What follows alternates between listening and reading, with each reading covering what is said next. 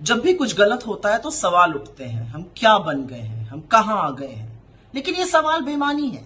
आज सवाल ये है कि हम यहां कैसे आए, यहां हमें कौन लाया, मेरे देश को इस मुकाम पर कौन लेकर आ गया जहां पर ट्रेन में बैठे हुए एक बुजुर्ग व्यक्ति को उसके धर्म को देखकर पीटा जाता है। किसने भड़काई वो नफरत की सिर्फ शक के आधार पर एक आदमी को पीट पीट कर मौत के घाट उतार दिया जाता है।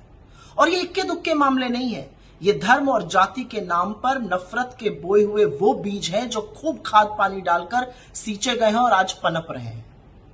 कौन है ये मनबड़ लफंगे जिनको लगता है वो कुछ भी कर रहे हैं लेकिन वो बचकर निकल जाएंगे, फिर चाहे वो महिलाओं का शोषण हो, दलितों पर अत्याचार हो या मुसलमानों के खिलाफ हिंसा हो।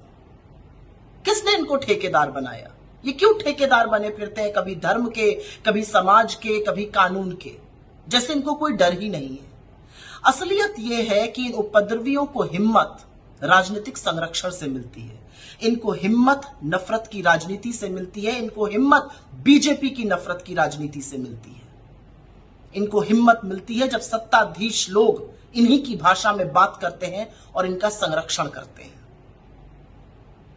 और एक बहुत बड़े हद तक इसका जिम्मेदार इस देश का मीडिया भी है, जो हर हैवानियत, हर दरिंदगी में धर्म ढूंढने लगता है, जो चुनावी मंच से मुसलमानों को के खिलाफ भड़काने के लिए मंगलसूत्र और मुजरा जैसे शब्द बोलने के लिए नरेंद्र मोदी को आईना नहीं दिखाता है।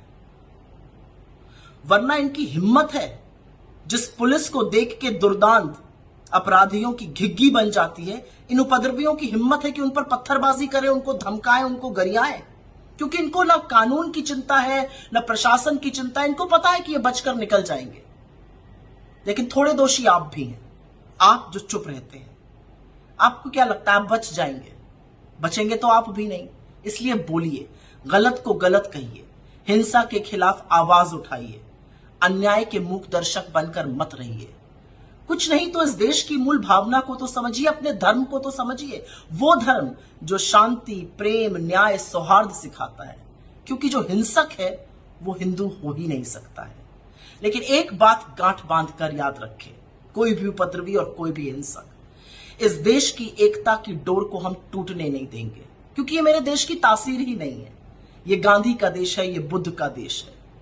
इस देश की संस्कृति में प्रेम है, न्याय है, सौहार्द है, अमन है, चैन है, भाईचारा है। और किसको लगता है कि वो ये तोड़ देगा?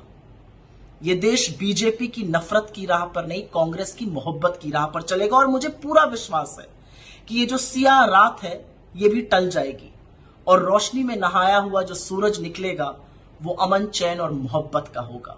हर बार इस देश में नफरत हारेगी और मोहब्बत जीतेगी। बस ये याद रखिएगा। जय हिंद।